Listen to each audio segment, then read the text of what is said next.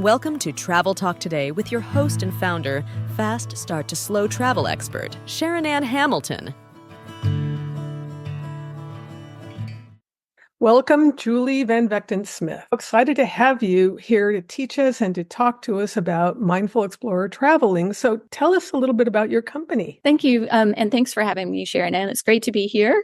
Thanks. I started Mindful Explorer in order for two reasons, mainly to contribute to the well-being of the environment and communities around the world, and also empower women who want to travel more responsibly and travel better. So my goal is to hopefully provide the tools and the support to do that, to help travelers travel more also mindfully, but also keep in mind better, more responsible practices when they travel, so that they can not only give back to the local community, but also have more meaningful experiences along the way. So those meaningful experiences become the fabric of our future, because Absolutely.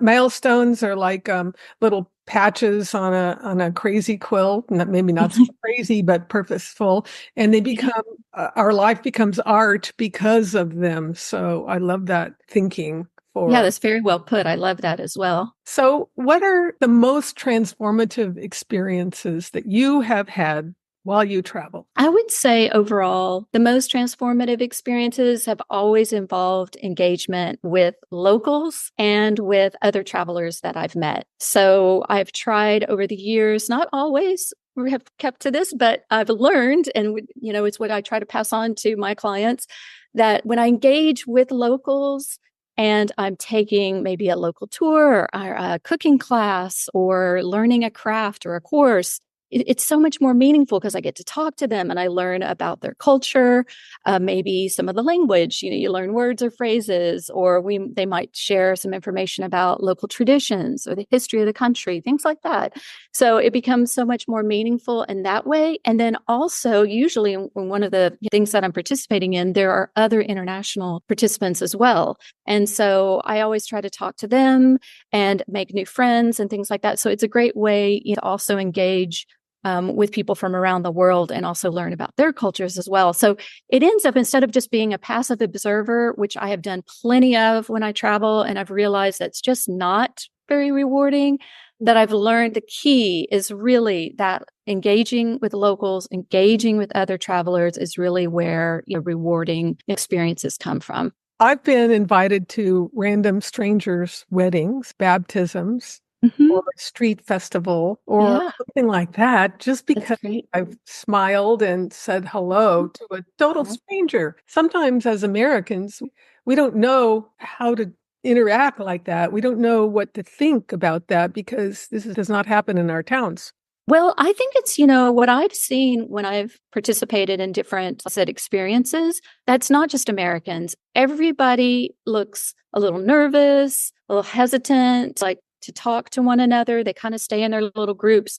So, but once either I or somebody else breaks the ice, then everybody starts talking. And it's like, oh, well, where are you from? What's this and that, And so I really recommend that is stepping out of your comfort zone. It might just be, a little uncomfortable at first, but anything that you're interested in, if you're like, hey, where did, whatever it is, you might comment on or ask about that. Once you break that ice, it's going to open doors, and you're going to have an amazing experience, no doubt, and make new friends as well. Well, are you the first one who speaks up and speaks out to total stranger, or in general? No, I haven't. And I've learned it along the way. I'm a people person for sure. So that does help. And I'm curious. So I think between my curiosity and the more that I've traveled, I think also I've become less afraid, and I'm interested, and I really sincerely want to know about them.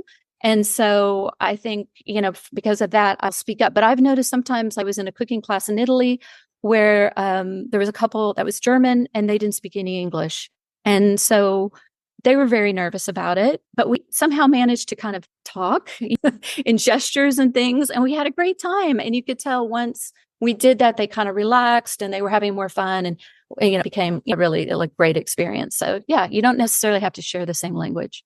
That's great to know. I think a lot of us as Americans are afraid in a different country. We're afraid that someone's not going to be able to that we can't communicate what we want or need. In general, I found sooner or later, you can find somebody who speaks enough English to guide you to the bathroom or to help you find the best cafe in town or the bakery or the bus stop. People want to help. I found, I think a lot of what I've found is a lot of people are afraid of things that you find once you're out there that you really didn't need to be so nervous about, that generally people want to help and will do their best to help, what I've in my, experience. But I do really strongly encourage people to at least try to learn some of the key phrases for hello, goodbye, thank you, or excuse me. If you learn nothing else, if you can just, and there's so many great apps, out there now, if you just take some time to just learn some of those phrases, like you said, like doors open, you might be invited to someone's home, or because they're so excited that you're interested and you care enough to try to speak their language. I've had that experience myself, and it really does make a difference knowing some of the local language. Noticing when I travel is that sometimes people are so drawn to Americans, they would just do anything to have a conversation or to become friends. And I like that. And then there are some places also that people had the experience of the ugly American. And you and I, neither one of us are like that, but we do notice it. Yeah. Can you share a story about when you went on a trip and there was a mishap and it turned into an unforgettable memory? Can't think of a mishap right off the top of my head, but I can say that I've had experience this spring where I guess you could call it a mishap. I was supposed to travel by train from Stirling, Scotland. It was supposed to be a direct train that I had booked from Stirling, Scotland to London. But when I arrived at the train station, I found that the train was canceled. And so I went into the ticket office and they told me, yep, canceled train, but you'll just have to take the next train to Edinburgh. And when you get to Edinburgh, you have to find the other train that's going to take you to London. I was like, okay, well, I'll figure it out. I've traveled enough. That's okay. And I was waiting for the next train, and a British woman approached me and was confused and flustered because our train had been canceled. And just, so when I explained what we needed to do, she said, oh, well, can we travel together? Can we do this together? And I said, oh, sure, absolutely, no problem. And it ended up being an amazing experience because we ended up talking the whole way. We ended up sitting with a Scottish woman, and the British woman, Eva, her name is Eva, was living in Scotland. And so we all started talking about Scottish food, sheep, all kinds of politics, all kinds of things, sharing food. We ended up, Eva had some food and was kind enough to share it. And so we just had a wonderful time chatting the entire way. And by the time we arrived in London, as we were departing, she had been reading off and on between our conversations a book that she had, and she had just finished it. And she read a little inscription to me and gave it to me and said, I really want you to have this. It was so great to meet you. And that, to me, was like just such an incredible, amazing experience that I hadn't foreseen that day when my train was canceled. So that was really great. Great memory, great experience. And all because she was willing to talk to me and I was open to it. So I think I could have easily said, no, you're on your own. But, we had a great time and I made a new friend. So it was wonderful. And I think your nature is you want to be helpful. So even if you know much about all of the steps to get back to London, you were willing to help the women get as far as you were getting. So, well, and she knew, actually, in the end, she knew it better than me because she's British. So she was, in the end, she was helping me, I think, more than I was helping her. So it all worked out. It was great. So that's the mindfulness part of travel, is being open to experiences no matter where they come from. We don't have to have everything on a schedule, and we don't have to have everything written down in a book. And we're going to accomplish this particular day. Being open when you travel for the schedule flexibility, because a lot of times our transportation is not under our control. We know what we want, but getting it to go where we want, when we want, is often radically different than we expect it. This is very true. And I wanted to go back to what you were saying about the ugly American, because I think a lot of that stems from the fact that a lot of people just don't think about research. They just say, oh, I got to go to, wherever it is, Bali, Florence, you name it, Santorini. And everybody tells me it's beautiful and I'm just going to go. And I'm going to take these great photos and I'm going to post them to Instagram and whatever it is that they're looking forward to. But they don't think about the culture. So I, strongly encourage people is take the time to learn about the culture, do a little reading in advance. You have Google at your fingertips. You can Google anything about and just learn about the cultural norms. How do they dress? What time do they eat? What are the religious holidays that could be happening while you're there? And then you can also check out the local events that are happening that you might want to participate in. But I think once you have a better understanding, actually value their culture and are trying to adapt to their culture, then it's less likely that you're going to be that ugly American because you're trying hard to fit in, I guess is for lack of a better word. Yes, you're trying to follow their cultural norms and ways.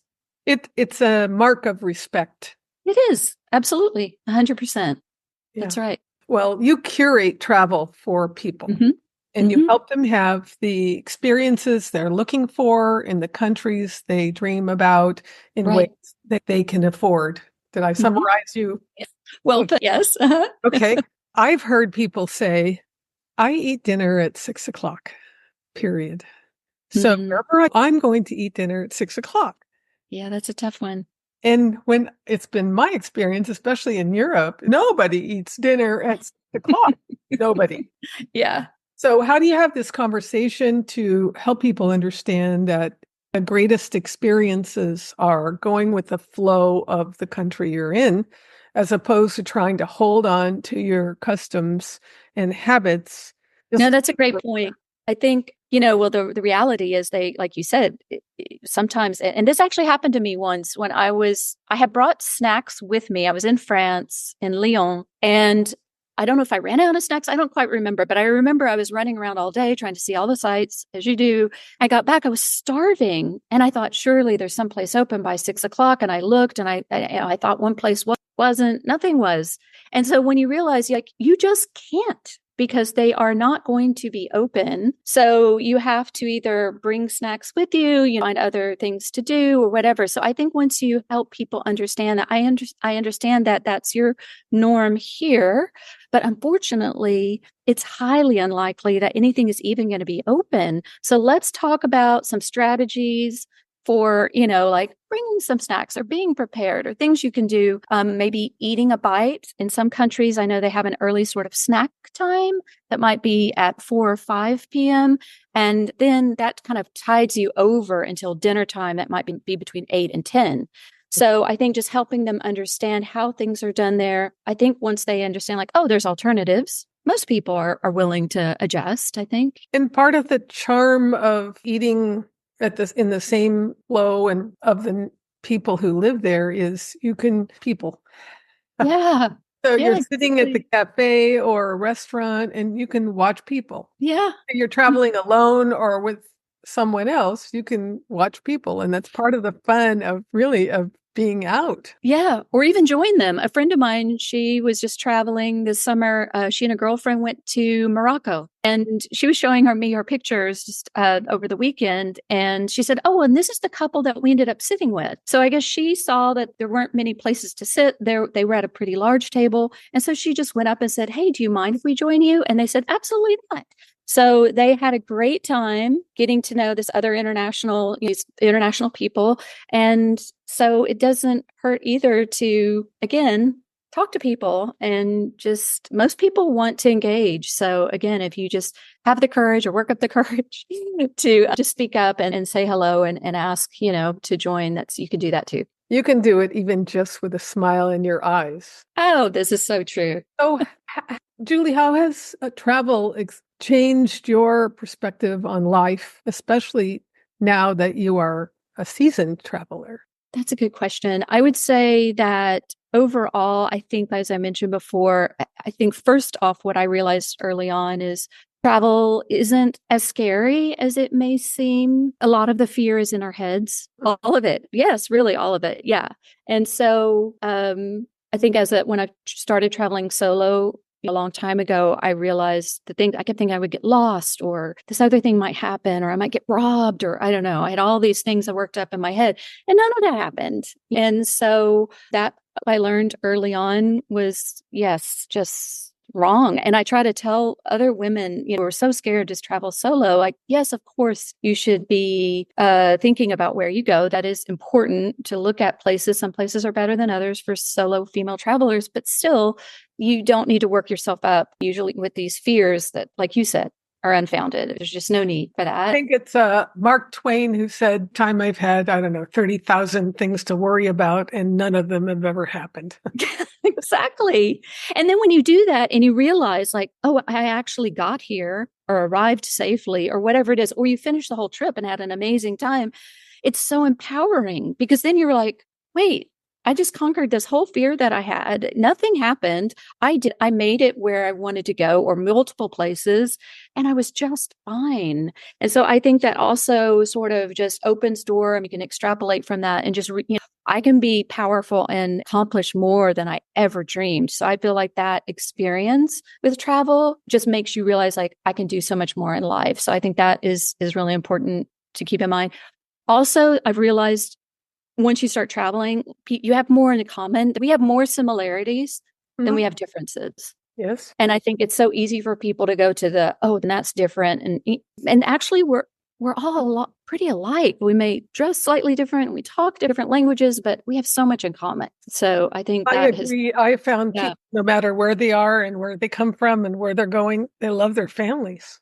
True. I agree. Yeah. They love their kids and their grandkids and they're proud of them and they want to show pictures, etc. It's a point of commonality. And I think everyone I've ever met in the States is like that too. True. Yeah. That's a great point. Yeah, it opens your mind and you learn so much. And I just feel like that's why what I love about travel. And I worked in international education for years prior to starting my own company, is it literally changes lives. People get out and they conquer those fears and they learn so much about others and they learn about themselves. And it's just a game changer. It is. It's kind of like going to the gym and you work out and pretty soon you have muscles and then you have muscles to do other things, right? Right, exactly. Use those muscles to haul your suitcase around. Yeah. Use those muscles to walk farther and climb higher mountains than you ever climbed before. So one thing leads to another. Just like travel, you're exercising a different kind of skill. You're building a skill set that is transferable to entrepreneurial journey, or if you're a writer, to a writer's journey, you have translatable skills. Exactly. Once you learn the art of travel. What are your top tips for first-time travelers? I would say probably what I mentioned before is start with the research.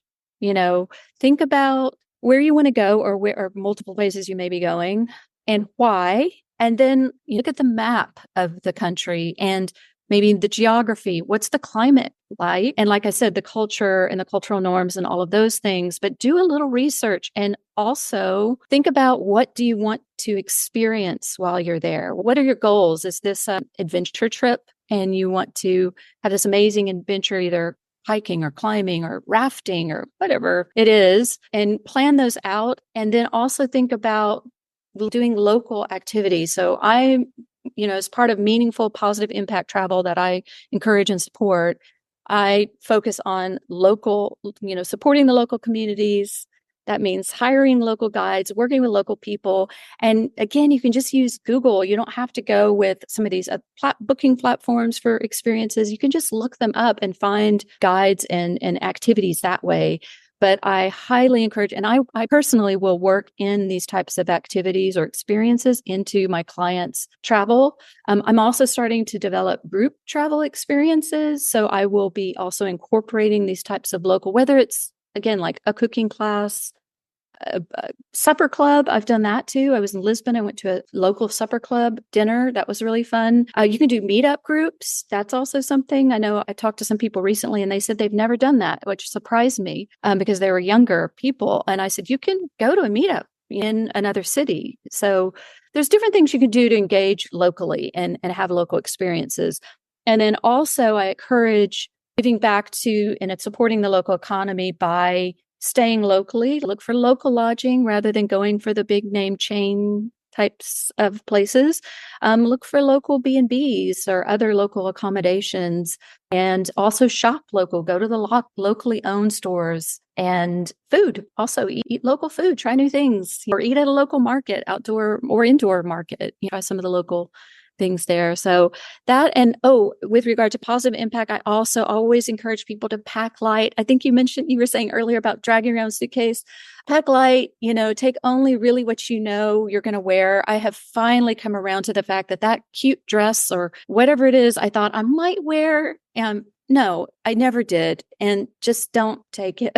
Don't pack it. And then also pack eco-friendly items. So eco-friendly toiletries. I also encourage, your reusable bags, all kinds of reusable items and things like that. So just trying to keep, the environment and minimizing the negative impact of your travel is important. So you can do it. You can pack light. My husband and I took off for a year for Europe. Nice. In 2019, and we ended up packing carry-on suitcase that we rolled behind and a backpack, each one of us. Fantastic. And we were gone almost 330 days, and then COVID happened, so we got home. But we didn't need more than that. One of the things we found out, and this is kind of the delight of long-term and slow travel, is you're not stuck with only the things that are in your suitcase for the whole year. Tons of stores of all right. Including, we found when we were in England, we found a whole street full of charity shops. Oh, those are great. Yes. It was thrifting or vintage shopping.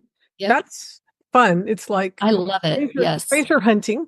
So we got rid of what we carried to that particular season. We needed more warm clothes, so we chose wool things and a jacket. And then to spring, we did the other way around.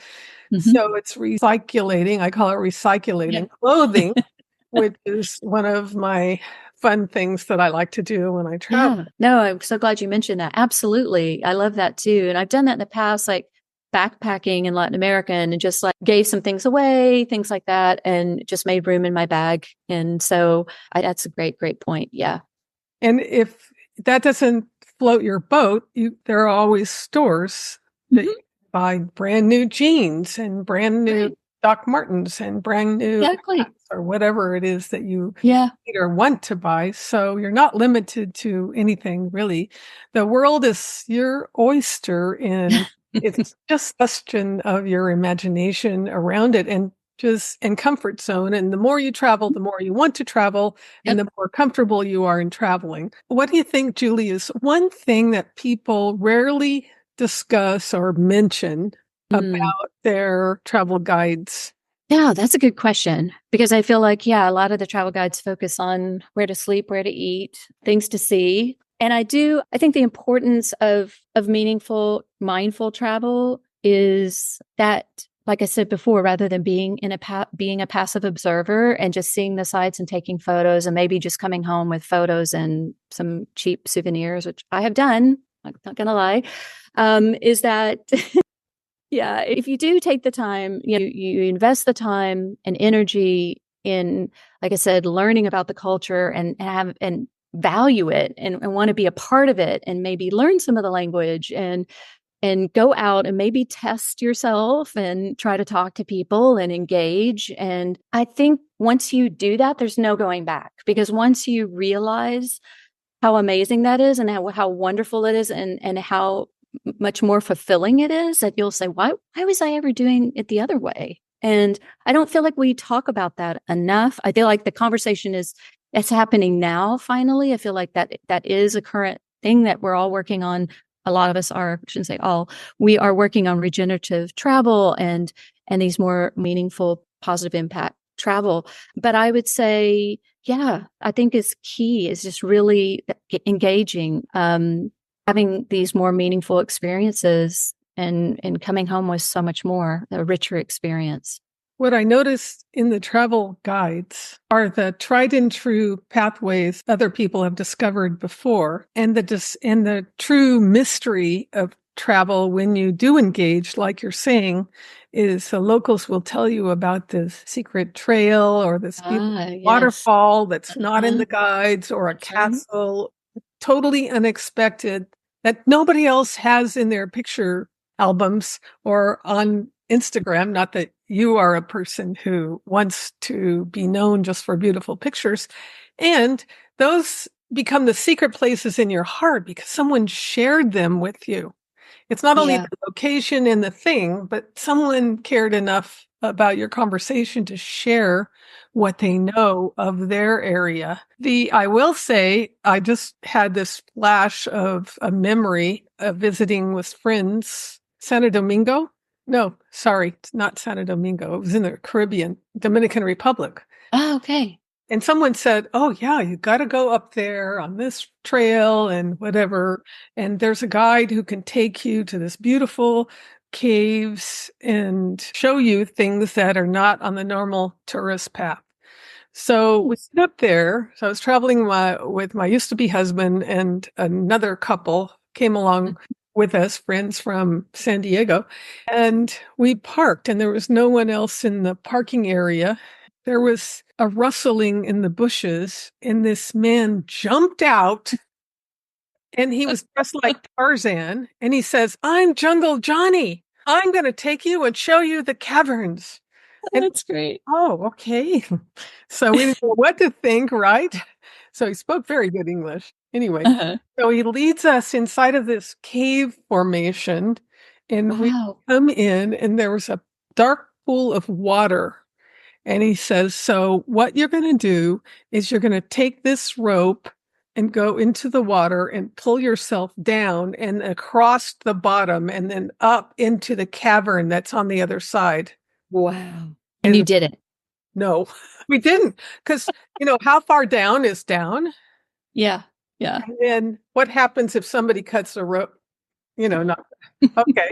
I have a vivid imagination. You do. It didn't feel very safe to me, and I didn't want to go down to dark water. And who knows? There could be snakes in there. Snakes like water. Some do. Oh, yeah. It's a little bit creepy. So I would just also suggest investigate the information you get carefully. And trust your gut, because I feel like your gut always tells you. I feel like, so if you trust that something, I will admit, I've had times when I was traveling, not everything is hunky-dory, beautiful, lovely, Instagram, whatever, all this stuff. There really are times where you need to trust your, absolutely. Yes. And I feel like it won't lead you astray. So you're absolutely right. So let's say that someone wants to work with you to curate their perfect next travel experience. About how long will it take for you to work with them to come up with the right plan? It really depends on where they're going and for how long. It could be anywhere from a few months to a year. So it just depends on how involved it is. I always just tell people, reach out, you can contact me. I know you're including my contact info below. Yes. So if they just email me, call, whatever works best, or contact me via Facebook, Instagram, what have you. I'm always happy to chat, and we can figure out, what makes the most sense. But like I said, I'm also about this new project to create my own group experiences. So I've got one.